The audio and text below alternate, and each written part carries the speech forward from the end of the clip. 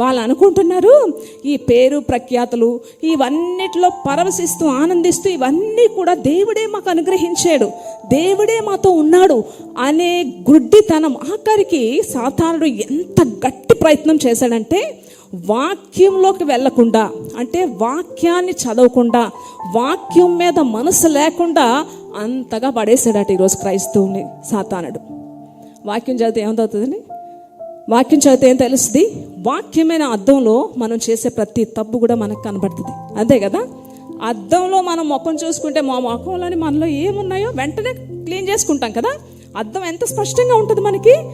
అద్దంలో చూడగానే మనలో జుట్టు ఎగిరిపోయినా ఇంకా ఏమైనా ఉన్నా సరే వెంటనే క్లీన్ చేసుకుంటాం మనం. వాక్యం అనే అద్దం అంత స్పష్టంగా ఉంటుంది. ఎంత గట్టి ప్రయత్నం చేశాడంటే ఈరోజు క్రైస్తవులు అనేరు వాక్యంలోకి వెళ్ళకుండా వాక్యాన్ని సైడ్ చేసేసాడు సాతానుడు. వాక్యంలోకి వెళ్తే ఏమవుతుంది? నువ్వు సంపాదించే ప్రతి పైసా నిర్దోషమైందేనా? నువ్వు కష్టపడుతున్న ప్రతిదీ, నువ్వు కట్టుకున్న ఇల్లు దగ్గర నుంచి, నువ్వు వేసుకున్న బట్టల దగ్గర నుంచి, నువ్వు తింటున్న తిండి దగ్గర నుంచి, నువ్వు సంపాదిస్తున్న ప్రతి పైసా కూడా నీ కష్టమేనా? నీ చెమటేనా? నిర్దోషమైందేనా? లేదా ఇంకే విధంగా? అది మనకి బైబిల్లో మనకు తెలిసిపోద్ది.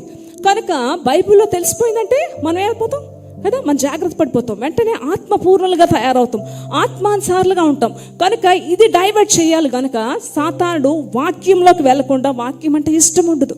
చాలామంది వాక్యం చదువురు. బైబిల్ ఎంతమంది చదువుతున్నారు? రోజులో ఒక అధ్యాయం చదివే వాళ్ళు ఇక్కడ ఉన్నారా చెప్పండి?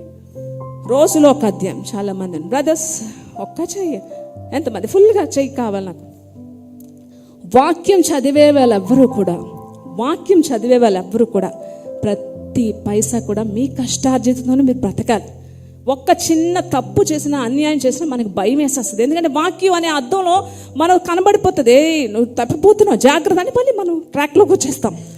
కానీ సాతానుడు ఈరోజు ఏం చేస్తున్నాడంటే క్రైస్తవుని పడేయడం కోసం సదుపాయాలు, ఈ లోక సంబంధమైన భూ సంబంధమైన సదుపాయాలన్నీ కూడా సమకూర్చి వారికి అనుగ్రహించడం ద్వారా ట్రాక్ మార్చేశాడు. ఇప్పటికే చాలామంది పడిపోయారు. ఆత్మానుసారుల నుంచి శారీరకంగా దిగజారిపోయారైన స్పృహ కూడా లేకుండా ఈరోజు సాతానుడు అనుగ్రహిస్తున్నాడట అన్నీని. కానీ ఏమనుకుంటున్నారని? ఈ పేరు ప్రఖ్యాతులు, ఈ గౌరవాలు ఇవన్నీ కూడా దేవుడే మాకు ఇస్తున్నాడు అని అనుకుంటున్నారు. కానీ ఏ విధంగా వస్తుంది ఆ సంపాదన? నిజంగా మన కష్టార్జితం మనం సంపాదిస్తే మనం ఇలాగే ఉంటాం, చక్కగా కదా మధ్య రకంలో ఉంటాం. ప్రతి పైసా మీ కష్టార్జితం అయితే ఈక్వల్గా ఉంటుంది మనకు జీవితం. కానీ ఇలాగుందంటే దేవుడు కొన్నిసార్లు ఆశీర్దిస్తాడు. ఇలాగున్న నువ్వు నీతిగా బ్రతికిన నీ సంపాదన దేవుడు ఏ రోజు ఉన్నత స్థాయికి తీసుకెళ్ళిపోతాడో నీకే తెలీదు. హల్లెలూయా.